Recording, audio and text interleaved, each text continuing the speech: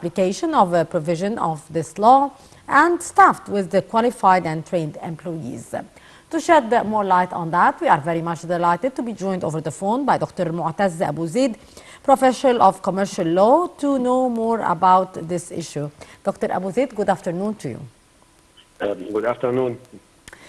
Sir, the chairman of the EMLCU, Ahmed Said Khalil, said that Egypt launches a new stage of the Egyptian money laundering and terrorist financing combating unit. What is the strategy of this stage?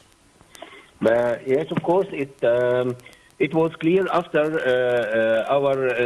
the issuing of our new constitution in 2014, the new strategy of the Egyptian state against terrorism and crimes of money laundering. Yes. Firstly, by mentioning that in the articles of the constitutions and the legislative amendments needed for that, and of course according to the application by the High Committee of Combating Money Laundering in Ministry of Justice.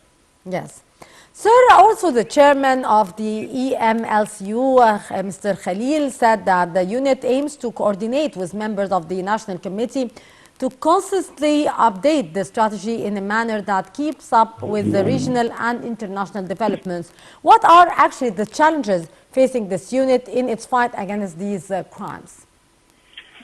Of course, this unit has a great importance because, as I said, it is working according to a legal frame mentioned by law. And the second step, that these operations or these crimes cannot be only combated by military or security actions. It must have some legal procedures like investigations, like collecting evidence against committers of the crimes of money laundering. And of course, this needs a huge or a wide space for cooperation internally and internationally according to the aspects of combating these crimes. Yes, indeed. Also, the Egyptian Money Laundering and Terrorist Financing Combating Unit was launched in the year 2002. What did this unit achieve till this very moment, sir?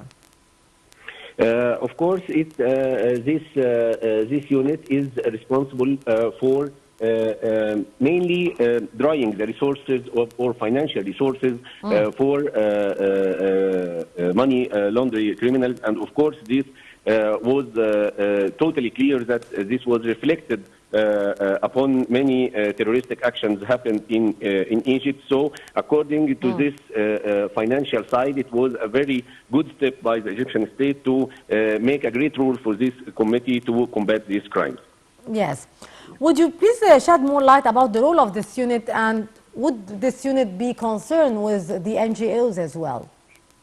Of course, this can be a very good opportunity to make a cooperation between this unit and the civil society or NGOs, as one of the main principles and targets and objectives of the NGOs to combat these crimes. And of course, the facilities and powers given to this committee by law, I think it pushed it to make this kind of cooperation, besides its main roles like investigations, like questions, like accusing some crimes, and to transfer it to the judicial power to have the main procedures according to law. Yes. Is there any cooperation here between the EMLCU and other concerned regional and international organizations? Yes, of course. There is a great cooperation between this committee and, of course, the judicial power in Egypt, and, of course, the Interpol by investigation and following these crimes even can be committed internationally, or the trans-borders crimes. And, of course, it can have a great opportunities to make more cooperation with many entities inside or outside Egypt, as we say. Yes. What are your suggestions here, sir, in order to make this unit more efficient and more effective? I think the new amendment of law happened last year in 2022 for the specifications and the jurisdictions of this committee supported it a lot, and of course to widen the membership of this committee to include many parties even from outside the judicial power. I think this will enrich the role of this committee and make it more effective. How can we reduce the vulnerability of the people worldwide to terrorism from your point of view, sir? And how the work of this unit could be more effective on this front as well? Of course, as I said, it needs working in many ways. The first one is the legislative side, and the second one, according to the executive side by the government and this committee. And of course, the main side which can be presented by people is the awareness for the relation between money laundering and the terroristic actions and many crimes that can happen internationally. And of course, this awareness can help a lot to achieve the role of this committee. Yes, indeed. Also, the Ministry of Foreign Affairs in a statement said that Egypt will work on boosting the effectiveness of the international system to fight terrorism and back the efforts of the member state to implement the UN Global Counter-Terrorism Strategy, in addition to enhancing attention to the African continent and the needs of the developing countries. What's your take on that, and how that could be actually achieved, because it's one of the main problems of the African continent? Yes, of course, it must be achieved because even you have an activity outside Egypt, it must be happened through the Ministry of Foreign Affairs, and of course, according to the very pioneer role of Egypt in the African side, it must be a role model for combating these crimes. And of course, I think according to the international position of Egypt, it will have a very great opportunity to make this cooperation with the United Nations to achieve the program of the United Nations, and of course to push or support the works and activities of this committee. Yes, indeed. Sir, also the unit is carrying out its mission in cooperation with the United Nations agencies as well as with regional and international organizations. How we should, in the coming phase, unite all these efforts in order to reach this very important goal, in order to protect the resources of Africa as well?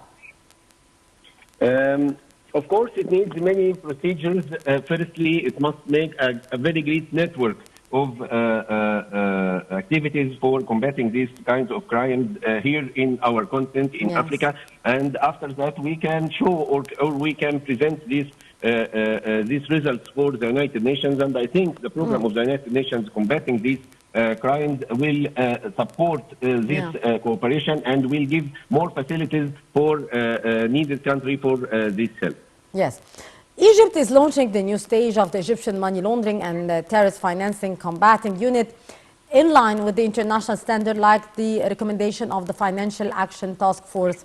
What's the importance of that, and what changes we are going to witness here in our fight against terrorism and money laundering? Of course, when you have a new policy for financial activities or to combat money laundering crimes, this will take some time, and as I said, it needs more awareness from the people to support these activities. And on the other hand, this will represent the real intention of the Egyptian state to face these kinds of crimes, as we suffered a lot from many kinds of these crimes, and of course many terroristic actions. And I think this will get its objective and target soon as it has the image of a new agenda or a very consequent stages to achieve this target. Yes. Finally, sir, the statements called for taking real steps on the ground to put into effect the strategy's goals. How we can start to witness concrete steps on the ground in order to reach the strategy goals?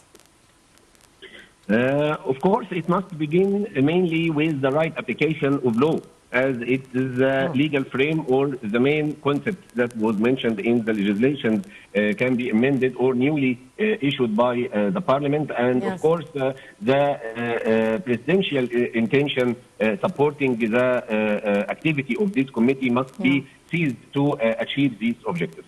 Yes, indeed. Dr. Moatez Abu Zaid, the professor of commercial law, thank you so much for your precious input. Thank you so much for being our guest for today, and we wish you a very happy Ramadan. Our dear viewers, that was our episode today of Cairo, of Africa Today, where we have been covering Cairo's efforts in order to fight money laundering and crimes against terrorism funding. Egypt launched the third phase of the national strategy for combating corruption, which covers the period from 2023 till 2030.